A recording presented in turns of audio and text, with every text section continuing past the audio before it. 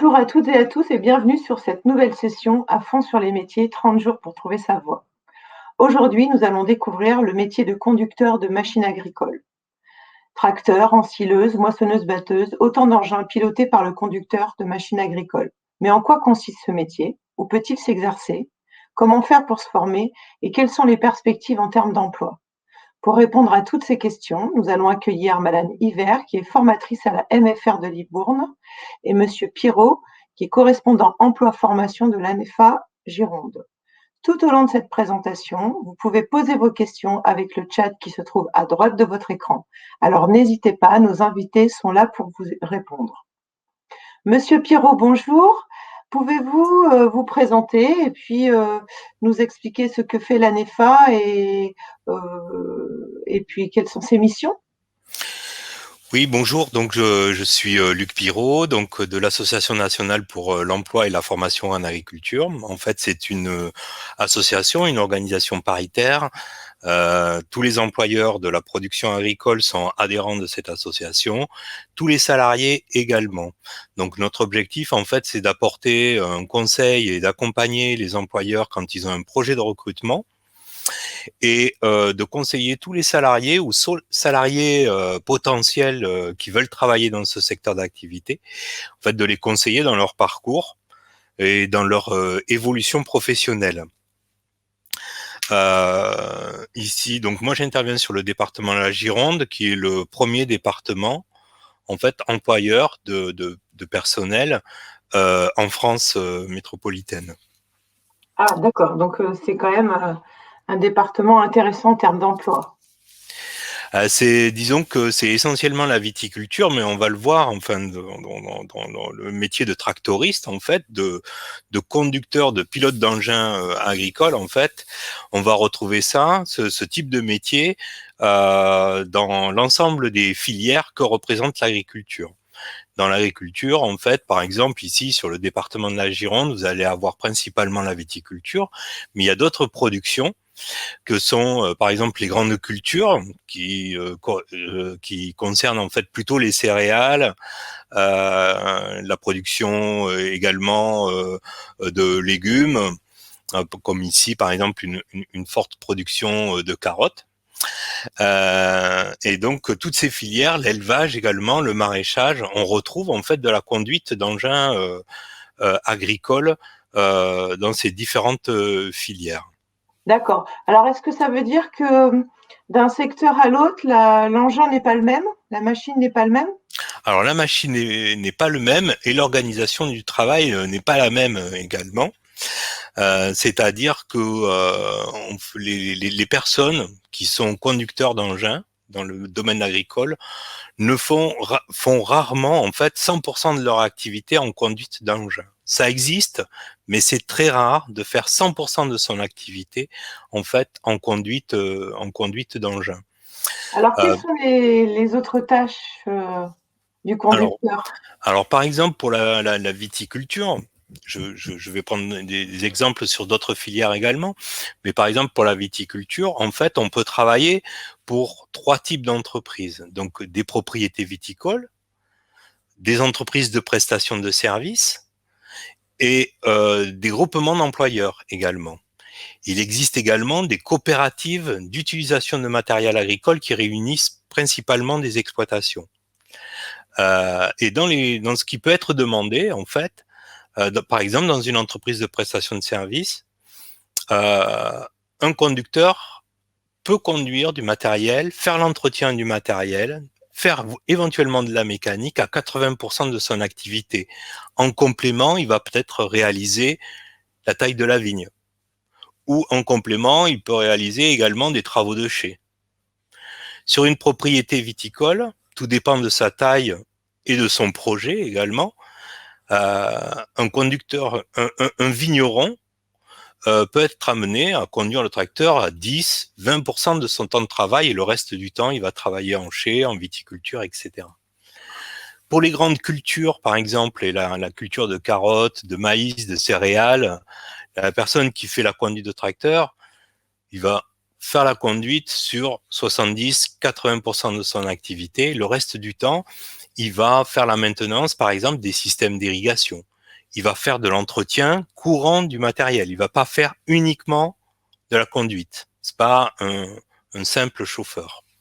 D'accord. Donc c'est un métier qui demande de la polyvalence. C'est un métier qui va demander de la polycompétence, plusieurs types de compétences. D'accord. Et est-ce que d'un secteur d'activité à l'autre, finalement, on va changer de machine, on va avoir un tracteur ou une moissonneuse-batteuse, mais est-ce que justement cette polycompétence, on la retrouve aussi dans les autres secteurs d'activité, partout? Dans toutes les filières, on va retrouver une polycompétence. Et donc, pour accéder à ces polycompétences, il y a la formation. Donc, elle s'apprend dans les centres de formation, en formation initiale, en apprentissage, en contrat de professionnalisation, mais également dans les formations professionnelles. On peut faire, il y a des formations professionnelles qui sont axées à 100% pour développer les compétences autour du machinisme. Mais la plupart des formations qui concernent chaque filière, les formations en viticulture, les formations en grande culture, vont intégrer des modules ou une partie en fait de formation au machinisme. Très bien, d'accord. Mm. C'est très clair. Je vous remercie. J'avais une autre question. Je voulais savoir quelles sont les qualités qu'il faut avoir. Parce qu'on ne peut pas parler vraiment de compétences quand on démarre, ou alors si dans le cadre d'une reconversion professionnelle, par exemple. Mais quand on est jeune, par exemple, qu'on est en troisième au collège et qu'on se pose la question de l'orientation, pourquoi pas vers ce type de métier, quelle qualité il faut avoir pour s'orienter vers ce type de métier?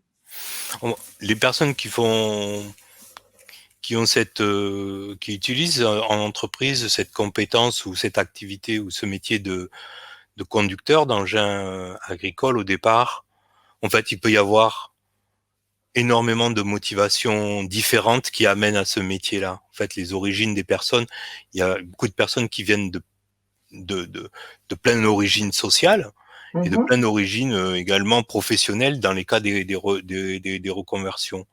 Et donc, quand on arrive, qu'on soit jeune ou qu'on soit plus vieux, quand on arrive dans ces domaines, ce qui est fondamental, en fait, c'est d'aimer conduire déjà. C'est aimer tout ce qui est le travail de précision également, parce que aujourd'hui, c'est pas seulement, comme je le disais, de la conduite, mais on va aussi utiliser des nouvelles technologies pour programmer en fait l'utilisation qu'on fait des machines. On va utiliser des GPS, bien entendu, mais aussi on va être formé sur de la nouvelle technologie, sur des applications également, qui permettent en fait une utilisation numérique du matériel. D'accord. Aujourd'hui, on est sur ces évolutions-là. Donc, il faut aimer aussi les nouvelles technologies pour Oui, travailler dans ce domaine. oui, Voilà. Et en même temps, comme je l'ai dit aussi, il faut aimer, ne pas avoir et généralement, c'est la motivation des personnes qui travaillent dans ce domaine, c'est de ne pas faire une seule chose unique tout au long de l'année et de bien être dans des activités variées. Euh, Généralement, on s'intéresse autant au végétal que à la machine, quoi, en fait. mmh. Ben, c'est ça, oui, multitâche, un esprit un peu curieux, il faut aimer être dehors, j'imagine, parce que je suppose que quand même c'est des métiers, ce sont des métiers qui s'exercent au grand air? Alors, il faut émettre dehors, il faut émettre dedans aussi, je dirais, hein, parce qu'on mixe les deux. La plupart du temps, quand on conduit un engin agricole comme une machine à engranger ou un tracteur, quoi, hein, en fait, on est à l'abri parce que souvent ça se passe à l'intérieur d'une cabine, vous voyez. Et donc et à l'intérieur parce que on fait l'entretien du matériel. Mmh, Donc généralement, ça se passe plutôt dans un atelier d'accord. qui est dédié à la mécanique ou à l'entretien du courant du matériel, quoi. Mm. Est-ce qu'il faut des aptitudes physiques particulières? Est-ce qu'il faut être fort, physiquement, un peu costaud quoi pour, exercer ce métier? Ou est-ce que c'est un métier qui est, ouvert à tout le monde, notamment je pense aux femmes également, enfin voilà? Aujourd'hui, c'est un métier qui est ouvert effectivement à tout le monde, femmes, hommes, voilà. Et donc les capacités physiques, effectivement, selon l'organisation des exploitations ou des entreprises, effectivement, le physique peut être sollicité. Mais en même temps, euh, les entreprises font cette démarche aussi d'étudier un peu les postes de travail, de travailler sur effectivement l'entraide, notamment quand il s'agit d'atteler des machines, etc. C'est là où peut-être le corps est le plus mis à contribution. Et donc, si oui, effectivement, on n'est pas d'une force herculéenne, c'est un travail qui se fait à plusieurs. C'est une question d'organisation. Mmh, Et l'objectif, c'est aussi de préserver sa santé au travail, quoi. tout à fait. Donc c'est aussi un peu un travail d'équipe finalement. C'est pas un travail où on est tout le temps tout seul. Non, c'est pas un travail, effectivement. On pourrait avoir cette représentation, comme quoi, effectivement, je conduis ma machine, et effectivement, déjà, il faut travailler en concertation pour savoir, quand on rencontre une difficulté, soit par rapport à la programmation dont je parlais, ou une défaillance mécanique, etc., etc. C'est souvent par l'échange, par la communication, que, en fait, les problèmes peuvent être résolus, parce qu'on peut un chauffeur n'est pas obligé de connaître toutes les problématiques qu'il peut y avoir Ouais, sur des machines. Par contre, s'il décèle une certaine problématique, il faut qu'il soit en capacité d'échanger, soit avec son responsable ou un collègue, et d'essayer ensemble de résoudre le problème avant d'aller voir ou de solliciter un mécanicien, par exemple. d'accord. J'ai une petite question aussi sur les perspectives en termes d'emploi. Est-ce qu'il y a beaucoup de recrutement? Est-ce que ce sont des métiers qui sont très recherchés? Alors là, on parle notamment de la Gironde, mais voilà, est-ce qu'il y a beaucoup d'offres? Alors, aujourd'hui, il y a énormément d'offres pour une question démographique, hein. Il y a énormément de salariés permanents qui travaillent, qui ont fait leur carrière dans ce domaine, et qui aujourd'hui sont en âge de prendre la retraite. Donc, il faut renouveler ces personnes. Et non seulement ça, c'est qu'aujourd'hui, comme tout le monde le sait, l'agriculture connaît une grande transformation, une grande évolution, et notamment parce que la recherche de qualité est permanente, et donc les nouveaux modes de production, enfin nouveaux, l'évolution de ces modes de ces évolutions de modes de travail, je pense à l'agriculture biologique par exemple, ou même quand on est en culture conventionnelle, il y a une intention toute particulière, je pense fortement à la viticulture, étant girondin, donc une recherche qualitative, quoi, en fait, qui prédomine. Et donc là, ça a pour conséquence, en fait, de développer le nombre d'heures de conduite d'engins, de conduite de tracteurs, pour pouvoir faire les travaux. Donc effectivement, plus d'heures demandent beaucoup plus de salariés, quoi, en fait. Et en même temps, avec des compétences, donc c'est pour ça que les formations ont évolué, les possibilités de formation, les propositions de formation sont devenues assez importantes, parce que parce que la demande de la part des entreprises est de plus en plus importante, en quantité de personnel, mais également en compétences exercées, et en niveau d'autonomie également. Hmm. Et quelles sont les perspectives d'évolution? Est-ce que quand on rentre dans une exploitation agricole ou viticole et qu'on commence le métier de conducteur d'engin de machine agricole, après, est-ce qu'il y a des perspectives d'évolution? Qu'est-ce qu'on peut imaginer? Les premières perspectives d'évolution qu'il peut y avoir, c'est d'évoluer en termes de compétences techniques. On commence à apprendre avec une certaine catégorie de matériel, et après, la diversité de matériel est telle qu'en fait, on peut développer ces expériences en conduisant différents types de matériel, en montant en compétences pour pouvoir faire de la mécanique, de la soudure, vous voyez, des choses comme ça, pour être pour être assez complet.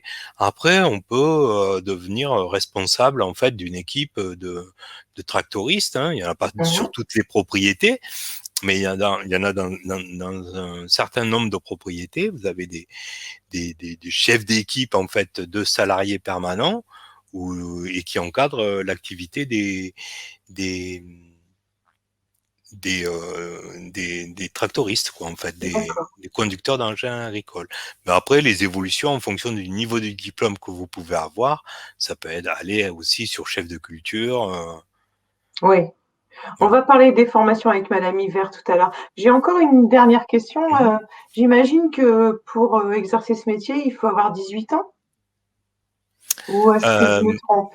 Parce que pour conduire une grosse machine comme ça, il faut il faut avoir son permis. Enfin, c'est un permis, comment ça se passe? Alors aujourd'hui, je pense que Florence Hiver va aborder aussi cette question-là.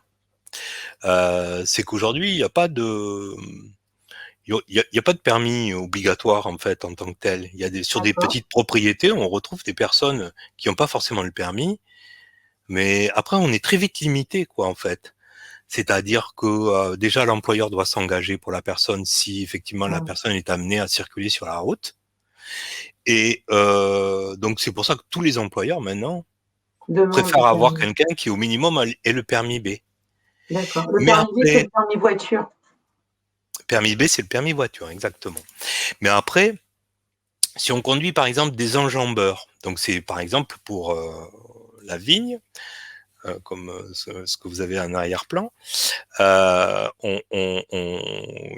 avez des machines à vendanger, des enjambeurs qui circulent au-dessus en fait des rangs de vignes, et donc il n'y a pas forcément de licence particulière, mais c'est pareil. Aujourd'hui, les entreprises qui sont les plus à la pointe vont demander à leurs salariés ou vont faire passer en fait un CACES de type 8 à leurs salariés, quoi, en fait. Parce que justement, on va leur demander une certaine expertise sur l'utilisation du matériel.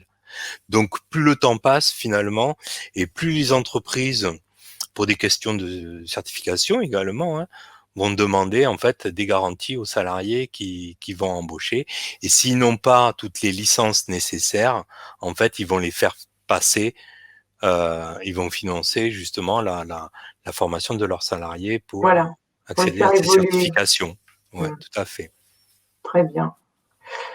Écoutez, Monsieur Pirot, je vous remercie. Peut-être qu'on reviendra à la fin s'il y a s'il y a des questions ou si vous souhaitez rajouter des éléments à votre présentation. Je vais maintenant passer la parole à Madame Hiver, qui est formatrice à la MFR de Libourne. Donc, elle va nous expliquer ce qu'est la MFR.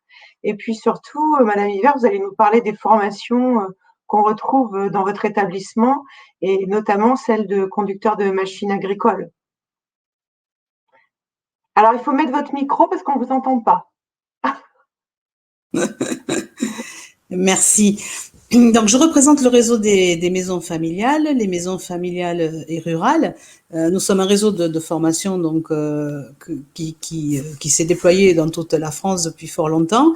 Ici en Nouvelle-Aquitaine, on va couvrir à la fois les métiers des services à la personne et les métiers de l'agriculture essentiellement, ou de l'agriculture, la partie hippique, ou horticole, etc. Alors nous, ici dans le département de la Gironde, on est particulièrement spécialisé sur tout ce qui est production viticole, puisque c'est quand même la production principale de notre territoire. Et depuis de nombreuses années, nous avons développé des formations spécifiques au métier de tractoriste viticole. Que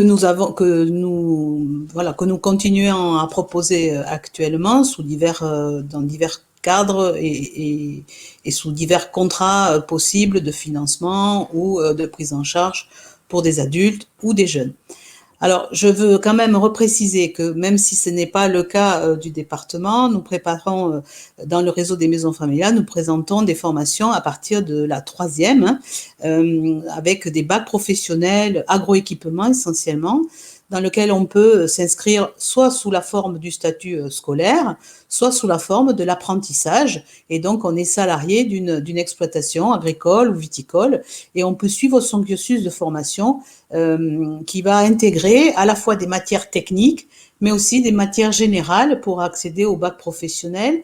J'ai regardé ce matin un petit peu les fiches de mes collègues hors département de la Gironde, la maison familiale par exemple du Périgord vert, qui est à Thiviers, qui propose donc une formation bac professionnel en agroéquipement, ou la maison familiale d'ailleurs de Aire-sur-Adour dans les Landes, où les jeunes, en fait, peuvent intégrer ces formations sous statut scolaire ou apprentissage et vont rester internes toute la semaine de formation dans la maison familiale.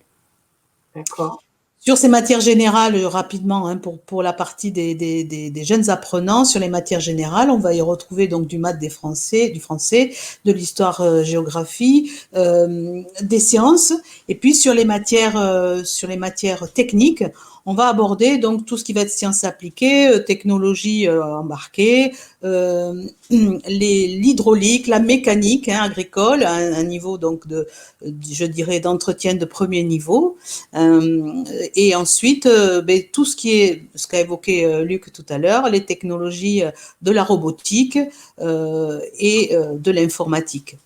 On est dans la partie formation maintenant sur des machines et sur de la technologie qui est embarquée sur la machine et qui demande, et qui d'ailleurs représente l'intérêt aussi du métier, donc de pouvoir utiliser ces outils de pilotage automatique, de repérage des parcelles, de spécialisation des traitements, de la cartographie, etc. Donc ça peut être, c'est vraiment un élément qui est important. Et dans certaines de nos formations, nous commençons le déployer, mais d'autres établissements le font aussi. Nous avons même un simulateur de conduite qui nous permet de faire un certain nombre d'apports sous forme peut-être à la fois ludique et professionnelle, à l'aide donc d'utilisation de tout ce qui est aujourd'hui assez technologique sur les simulateurs, le jeu un petit peu ludique, mais à la fois qui est abordé de manière très sérieuse, sur lequel on peut faire des exercices. D'accord. Et je voulais vous demander, est-ce que ça veut dire que pour suivre ces formations, il faut avoir un profil un peu scientifique, il faut aimer les sciences? Est-ce que c'est mieux ou je crois qu'il ne faut pas, s'interdire les choses, c'est-à-dire faut se situer dans un métier qui est tourné vers le vivant, quel que soit, disons, le domaine dans lequel on va l'exercer. On est au contact de matières végétales, que ce soit la vigne ou la production, des productions agricoles végétales, des légumes, des grandes cultures, tout ce qu'on veut. Donc on est vraiment dans le domaine du vivant et de l'activité pour partie en plein air, mais de toute façon dans un contexte agricole. Alors, je ne me fais plus en fait d'idées par rapport à ça, parce qu'effectivement, c'est très, très ouvert comme milieu. Et d'ailleurs, comme c'est quand même ensuite des métiers qui sont en tension au niveau de ce qu'a évoqué tout à l'heure Luc Pirot sur les demandes très fortes en fait de tractoristes, de postes de tractoristes dans différents types d'établissements, il y a une grande ouverture d'esprit sur l'accueil des personnes, des candidats, que ce soit d'ailleurs des jeunes, des formations initiales, des formations en reconversion, des adultes en reconversion, etc. Donc, je pense qu'il faut pas vraiment avoir, il n'y a pas un profil type.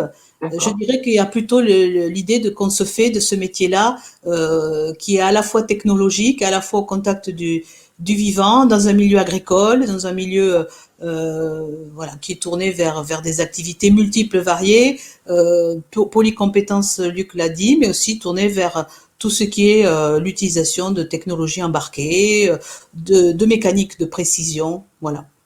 Très bien.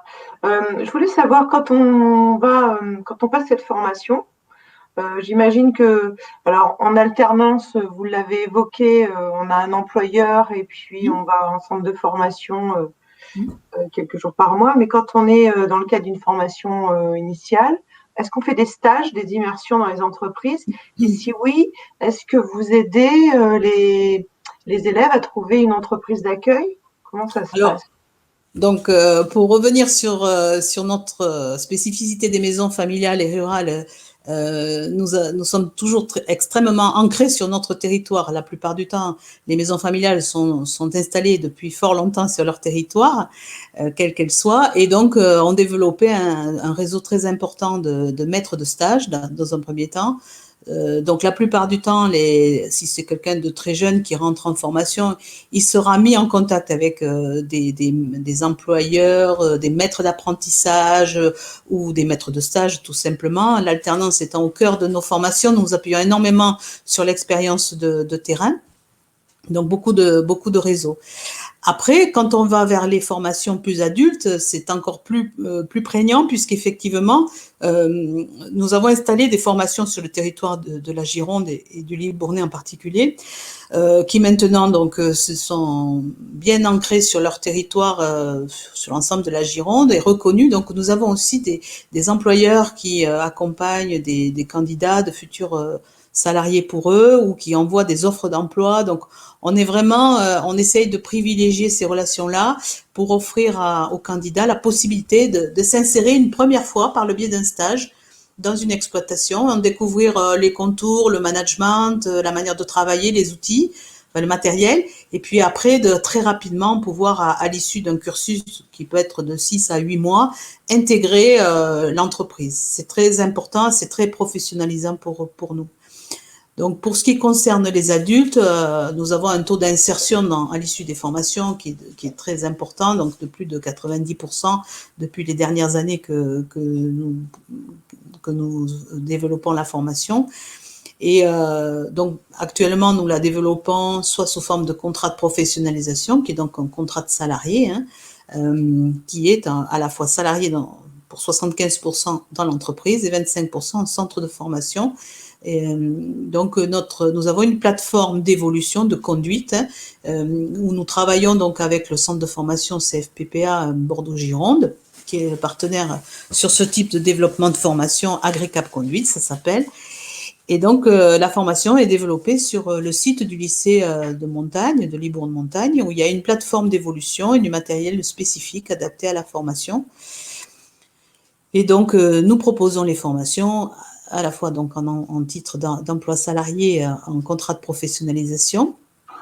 Et depuis 2014, la région Nouvelle-Aquitaine donc a financé des formations pour les demandeurs d'emploi. Donc c'est la raison pour laquelle nous accueillons, alors là je dirais à partir de 18 ans, des personnes qui sont demandeurs d'emploi et qui peuvent bénéficier de formations dans un cadre de stagiaire de la formation professionnelle. Donc ce que l'on appelle le programme régional de formation ou maintenant l'habilitation service public.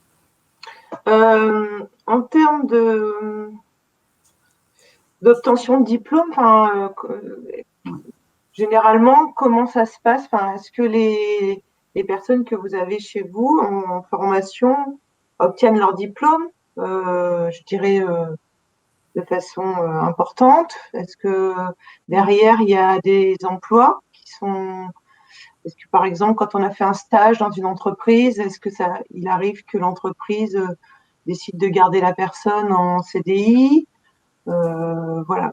Quelle est la suite, en fait, des parcours de formation?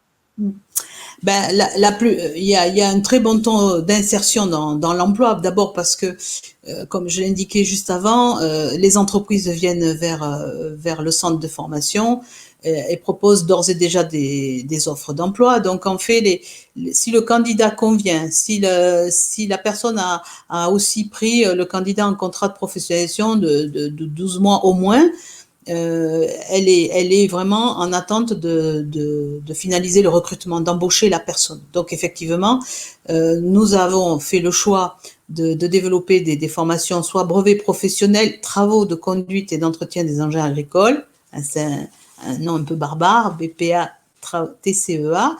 Le BPA, donc, vraiment, les candidats obtiennent à plus de 95% leur diplôme. Ils sont accompagnés pour ça. Les évaluations sont très professionnelles, donc et correspondent aux attentes du métier. Donc, il y a la plupart du temps pas de difficulté pour l'obtention du brevet professionnel agricole. Nous avons fait un autre choix aussi cette année, c'est de déployer un certificat de qualification professionnelle, conducteur d'engin. Ce sont les CQP, ce sont des reconnaissances de la branche, de la filière, qui établit un référentiel de formation pour que les gens soient formés vraiment en contact avec les attentes des employeurs. Donc on met tout en place, je dirais, pour que l'employabilité soit là, et en particulier avec un système de stages qui peuvent être assez longs, par exemple plusieurs semaines, ce qui fait que le candidat peut revenir à 2 ou 3 périodes différentes dans sa formation, dans la même exploitation, dans la même entreprise. Donc tout le monde se connaît beaucoup mieux quand c'est des stagiaires de la formation professionnelle. Quand c'est un salarié de l'entreprise, là c'est encore mieux puisqu'il est vraiment au contact majoritairement du temps dans l'entreprise. Il est salarié, s'intègre aux équipes et il bénéficie d'une formation à peu près à un rythme qui est d'une semaine par mois. Oui, on peut finalement, quand on va en stage, on peut rester dans la même entreprise, mais on peut aussi changer d'entreprise pour découvrir un autre secteur ou une autre approche du métier. Exact. Et en particulier pour découvrir, par exemple, un échantillon de machines plus large que peut-être l'exploitation n'est pas dotée de, par exemple, d'enjambeurs. On va commencer traditionnellement par la conduite du tracteur, pour ce qui est de nos formations, conduite du tracteur, et puis en perfectionnement, et puis on va passer aux enjambeurs, aux porteurs, et enfin on va aller vers les machines à vendanger. Donc il est parfois nécessaire pour utiliser les outils et les machines de changer d'exploitation ou d'entreprise. Luc Pirot l'a évoqué aussi tout à l'heure, il y a aussi des candidats, en particulier des adultes, qui ont envie de connaître à la fois l'entreprise de prestation de services, qui délivre un service donc à un client, et à la fois une exploitation viticole où l'organisation est matérielle et les travaux sont un petit peu différents. Donc, aussi, ils ont la possibilité de découvrir l'éventail des structures qui sont en place sur le territoire, sur le département. Alors, je parle de la Gironde, c'est-à-dire que nous accueillons des candidats du Médoc, aussi bien que de l'Entre-deux-Mers, et puis, bien sûr, du secteur du Libournais. Très bien. Est-ce qu'il y a d'autres éléments concernant la formation qui vous sembleraient importants à communiquer aujourd'hui? Rapidement, sur la formation, elle se distribue aussi tout au long de la vie. Les candidats ne cessent de se former. Nous l'avons évoqué là.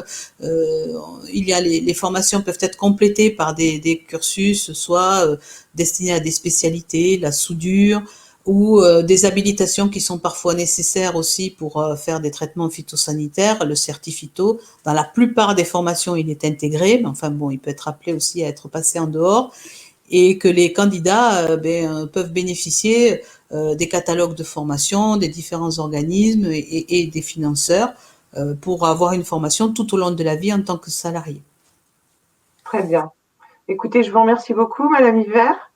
Monsieur Pirot, est-ce que vous voulez rajouter des informations sur ce qui vient d'être dit et sur ce métier de tracteur? Oui, alors pour découvrir le métier en fait de pilote d'engin agricole, en fait, donc vous pouvez vous adresser à nous si vous avez un projet de stage. Nous, on peut vous aider en termes de réseau, trouver une entreprise pour simplement la découverte, prendre le temps de découvrir en fait ce métier. Peut-être pourriez nous donner excusez-moi, le site, de l'ANEFA. Voilà, j'y venais. Donc vous avez 2 sites qui sont en relation. Donc le premier c'est anefa, anefa.org, sur lequel vous trouverez des fiches métiers, des vidéos. Alors, je vais le noter. Et encore une fois, vous trouverez pour chacune des filières, vous trouverez l'exemple du pilote d'engin agricole, de chauffeur, de tracteur, etc. Voilà. Et l'autre site, en fait, ça vous permet de voir un petit peu, de découvrir les offres d'emploi qu'il peut y avoir dans ce domaine et en fait, quelle est l'exigence ou la demande des entreprises, quelle peut être la demande des entreprises, même s'il y a toujours des adaptations sur une offre d'emploi à faire. Donc, c'est le site l'agriculture-recrute.org.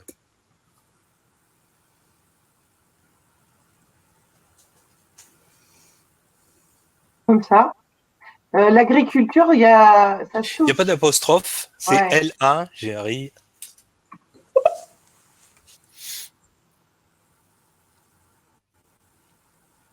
Voilà.